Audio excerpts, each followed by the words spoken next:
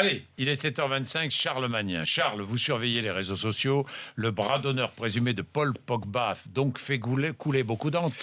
Et c'est parti de là, d'ailleurs. Oui, c'est sur les réseaux Charles, sociaux qu'on oui. a vu apparaître cette photo, puis la vidéo de ce bras d'honneur. Alors, il y a ceux pour qui Pogba a raison, encore heureux qu'il s'énerve. Ça fait des mois qu'on le critique injustement. Très déçu par ce geste. Il aurait dû faire plusieurs bras d'honneur, écrit un internaute.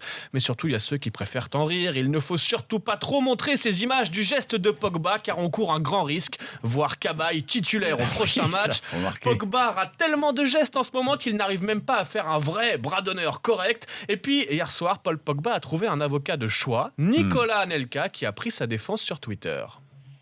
Et aujourd'hui, carrément, c'est une polémique sur un joueur de l'équipe de France qui a fait, soi-disant, un bras d'honneur. Mais on s'en fout en vérité de ça. Et la vérité, elle est où? C'est que l'équipe de France a joué 2 matchs, 2 victoires, donc 6 points. C'est tout. C'est le principal, hein. Messieurs de la presse, si vous aimez l'équipe de France, vous aimez la France et vous aimez les joueurs, essayez, s'il vous plaît, d'aider les joueurs quand ils sont en difficulté. Et arrêtez de les tailler. Quand on aime quelqu'un, on cache ses défauts.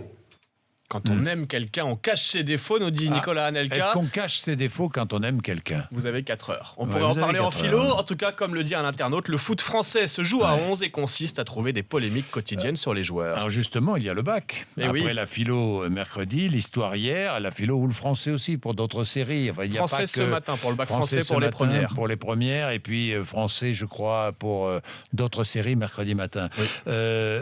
Des internautes toujours très inspirés. hein. Oui, les candidats au bac, Oui. c'est comme l'équipe de France, ils se mettent au boulot à la dernière minute et ils espèrent que ça passe. En philo, on avait cette question, le désir nous éloigne-t-il du réel? Eh bien, certains ont eu le désir de regarder l'Euro, ce qui les a éloignés de la réalité des révisions. Et puis, on a les internautes qui préfèrent les métaphores. Le bac, c'est un petit pas pour l'homme, un grand pas vers le chômage. La philo, c'est un peu comme les clignotants dans une voiture, les gens ne s'en servent que le jour de l'examen. Et puis, bon courage à ceux qui passent le bac et bon courage aux correcteurs qui vont se taper les citations de Booba et de Nabila dans les copies.